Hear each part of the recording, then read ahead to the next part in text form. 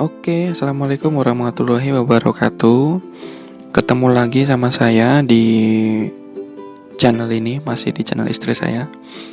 Nah, jadi video ini akan saya buat untuk menjawab pertanyaan yaitu dari Awesome Video dan DNSN17. Nah, pertanyaannya itu dia tulis di video saya sebelumnya yang membahas tentang gaji pokok dan tunjangan penyertanya untuk PNS. Pertanyaannya adalah kalau badan rincian gajinya gimana, Kak? Badan yang ditempatkan di daerah-daerah maksudnya. Kan kalau badan itu non kementerian dan di bawah presiden. Dan sebenarnya gini, yang pertama, badan itu dengan kementerian, terutama badan yang di bawah presiden ya. Badan itu dan kementerian itu sebenarnya skemanya sama, yaitu gaji pokok seperti biasa, kemudian dia dapat tunjangan kinerja, kemudian dia dapat uang makan. Nah, yang membedakan antar kementerian satu dan kementerian lain dan antar badan satu dan badan yang lain itu adalah tunjangan kinerjanya. Dia dasar hukumnya masing-masing nanti berbeda. Ada juga badan yang tunjangan kinerjanya lebih tinggi, ada juga kementerian yang tunjangan kinerjanya lebih tinggi. Jadi itu badan atau kementerian itu tidak menentukan besaran tunjangan kinerjanya atau tidak menentukan level besarnya tunjangan kinerja. Yang menentukan adalah dasar hukum yang ditentukan oleh perpresnya gitu. Kemudian yang kedua ada, Kak, bahas gaji BPS dong. Nah, ini setelah saya buka ternyata dia anak TIS lulusan angkatan 60 gitu. Nah, sekalian aja di video ini akan saya bahas tentang besaran tunjangan kinerja di kementerian-kementerian dan badan-badan di pusat yang di bawah presiden. Nanti akan saya ambil contoh kasus yang pertama dari BPS, kemudian nanti juga akan saya ambil contoh dari beberapa kementerian atau badan lain, sambil kita lihat-lihat berapa sih tunjangan kinerjanya di kementerian-kementerian pusat atau di badan-badan yang di bawah presiden itu. Nah, kalau kamu penasaran berapa besarnya tunjangan-tunjangan PNS yang katanya fantastis itu, ayo kita tonton videonya. Tapi sebelum kita lanjut, jangan lupa dulu untuk subscribe channel ini biar channel ini bisa berkembang terus dan gak berhenti untuk menyajikan informasi-informasi yang bermanfaat buat kamu semua. Oke? Langsung klik subscribe ya. Oke, sekarang kita mulai. Jadi ada aplikasi namanya di Play Store Android, tunjangan kinerja PNS. Yang gaji PNS ini kan kemarin sudah dibahas ya di video sebelumnya. Dia membahas gaji pokok PNS beserta tunjangan-tunjangan penyertanya. Nah, sekarang karena ada yang tanya bahas gaji badan dan gaji BPS. Jadi begini, untuk PNS itu penghasilan tiap bulannya itu terbagi ke dalam, bisa dikelompokkan menjadi 2 kelompok besar dulu. Yang pertama adalah pendapatan pasti tiap bulan yang jumlahnya udah ditentukan, dipastikan berdasarkan aturan. Kemudian yang kedua adalah pendapatan yang tidak pasti, atau bisa dibilang ini pendapatan by project gitu. Nah, pendapatan yang pasti itu dibagi 2 kelompok besar lagi. Yang pertama itu pendapatan gaji dan penyertanya, gaji pokok dan penyertanya. Dan kelompok yang kedua adalah tunjangan kinerja. Oke. Nah, untuk gaji dan penyertanya itu adalah sama untuk setiap PNS dimanapun dia bekerja, baik itu PNS Pemda maupun PNS pusat. Nah, Kalau tunjangan yang kelompok kedua nih, tunjangan kinerja, besarannya beda-beda untuk setiap kementerian dan Pemda gitu. Untuk kelompok yang pertama tadi, yang gaji pokok dan tunjangan penyertanya, itu sudah dibahas di video sebelumnya. Nih, linknya ada di pojok kiri atas. Nah, kemudian di video ini aku mau bahas untuk kelompok yang kedua tadi, yaitu tunjangan kinerja. Oke, sekarang untuk tunjangan kinerja, kita lihat di aplikasi tunjangan kinerja PNS di Google Play Store. Ini buka, kemudian begitu kebuka, dia ini langsung muncul daftar-daftar nama-nama kementerian ya. Ini adalah daftar instansi pusat, yaitu kementerian dan badan non-kementerian. Misalnya contoh kasus ini dulu deh. Misalnya BPS ya, Badan Pusat Statistik. Tunjangan kinerjanya berapa sih? Nah, gini. Tunjangan kinerja ini ditentukan berdasarkan kelas jabatan, yaitu kelas jabatan 1, 2, sampai dengan maksimal 17. Kelas jabatan 17 ini adalah tunjangan kinerja untuk kepala BPS. Jadi per bulan dari tunjangan kinerja sudah pasti didapat 33 juta. Itu. Misalnya kalau kamu tanya lulusan STIS pertama kali masuk. Lulusan STIS pertama kali masuk itu biasanya pertama itu di grade 7 dulu. Grade 7 kenapa? Karena lulusan STIS pertama kali masuk itu biasanya fungsional umum dulu. Nah, baru nanti setelah dia masuk PNS, setelah 1 tahun jadi CPNS, nanti dia akan mengajukan daftar usulan pengajuan angka kredit atau DUPAK. Itu fungsinya untuk menjadi pejabat fungsional tertentu. Nah, tapi kalau masuk dari CPNS umum, itu formasinya dari awal sudah langsung ditentukan jadi fungsional tertentu. Nah, bedanya apa? Kalau fungsional umum itu grade-nya, kelas jabatannya adalah 7. Kalau fungsional tertentu itu kelas jabatannya adalah 8. Nih. Jadi itu nanti membedakan tunjangan kinerjanya. Kalau kelas jabatan 7 itu setiap bulan kamu dapat Rp3.915.950.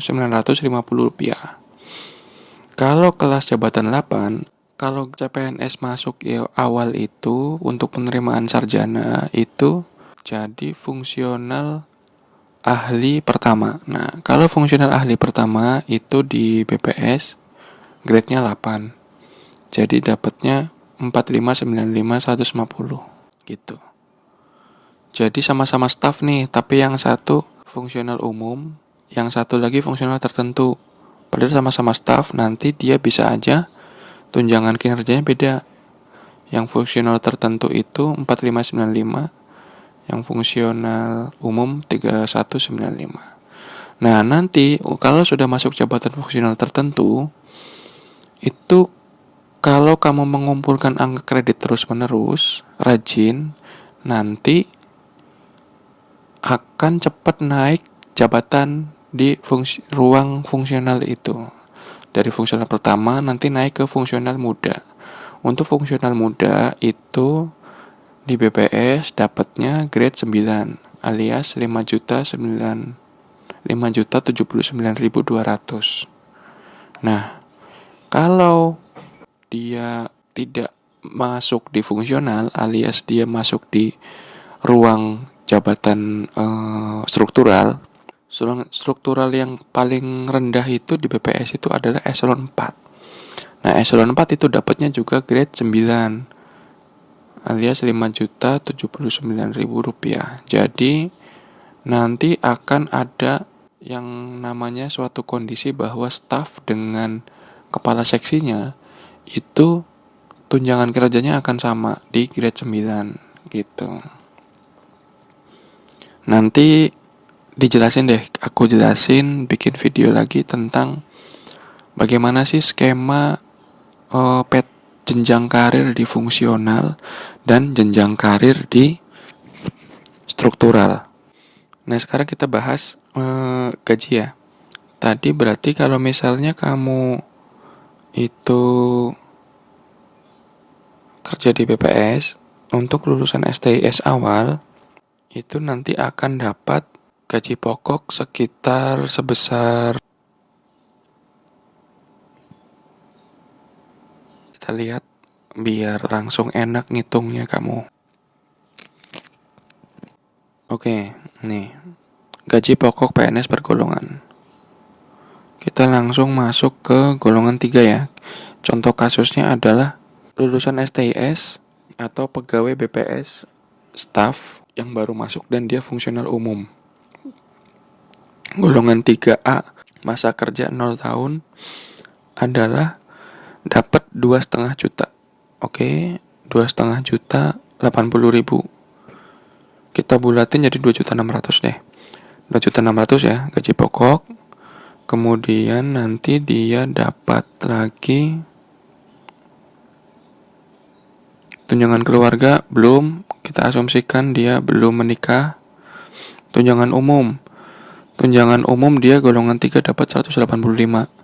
Berarti tadi 2.600.000 tambah 185, 2.785 ditambah tunjangan jabatan belum ada, tunjangan beras. Tunjangan beras ribet juga nih. Tunjangan beras diabaikan dulu deh. Kita hitung kotornya aja ya, kasarnya. Uang makan. Nah, uang makan ini dapat nih. Uang makan itu golongan 3 37.000. Seingatku biasanya tiap bulan itu dapat sekitar 37 kali 20 700 ya. Sekitar 700.000 dapat uang makan untuk 1 bulan. Berarti tadi 2.785 ditambah 700.000 berarti 3.400.000 ya. 3.485.000 tuh. 3.485.000 udah. Paling beras itu sekitar 200.000 atau 100.000 gitu. Berarti ya 3.480 tambah buletin jadi, ini aku bikin video nggak pakai kalkulator ya. 3.480 tambah dibuletin aja jadi 3.600.000 deh ya, sama tunjangan beras. Setelah dapat 3.600.000 itu nanti kamu tambah dengan tunjangan kinerja di grade 7 tambah 3.900.000 berarti adalah dapat 7,5 juta ya. Nah, jadi kalau kamu lulusan STIS yang baru masuk itu nanti akan dapat ya sekitar nggak jauh-jauh dari 7,5 juta per bulan. Itu dimanapun kamu ditempatkan itu udah pasti segitu. Mau di Papua, mau di mana. Cuman nanti kalau di Papua ada lagi nih namanya komponen tunjangan kemahalan. Itu mungkin sekitar, di sini ada juga kalau nggak salah nih, tunjangan khusus, tunjangan kemahalan. Nah, tunjangan khusus Papua 3A itu 425. Nah, berarti nanti kamu dapat 700, kalau yang di Papua ya 7,5 juta ditambah 425 ya 7.925.000, hampir 8 juta kamu dapat di Papua. Kemudian kalau tunjangan kalau kamu yang penempatan di luar Papua itu akan dapat yang pasti 7,5 juta rupiah per bulannya gitu. Nah, itu tadi adalah komponen pendapatan yang pasti didapat. Itu Jadi kalau kamu cuma kerja di kantor dan segala macam, itu akan dapat segitu. Nah, ada lagi komponen yang lain yang tadi udah saya sebutkan adalah komponen yang nggak pasti. Jadi by project gitu. Jadi maksudnya by project ini adalah kalau kamu itu sering ikut kegiatan atau sering diikutkan dalam kegiatan tertentu oleh atasanmu atau oleh bos, itu kamu nanti akan dapat penghasilan tambahan lagi di luar gaji dan tunjangan kinerja. Gitu. Jadi misalnya kamu ada ikut kegiatan lapangan gitu kalau di BPS, nanti itu akan ada namanya uang harian perjalanan dinas atau ada lagi uang transport gitu. Jadi sumber pendapatan PNS itu yang nggak pasti, yang besar itu biasanya dari perjalanan dinas gitu. Jadi kalau kamu sering ikut pelatihan di provinsi atau ikut pendataan lapangan ke rumah-rumah di desa-desa, itu nanti biasanya akan ada perjalanan dinas yang nanti ada honornya sendiri, ada uang hariannya gitu. Kemudian tadi itu untuk kasus BPS ya. Sekarang kita lihat untuk PNS yang grade-nya paling besar, yang tunjangan kinerjanya paling tinggi. Yang paling terkenal itu adalah ini, Ditjen Pajak.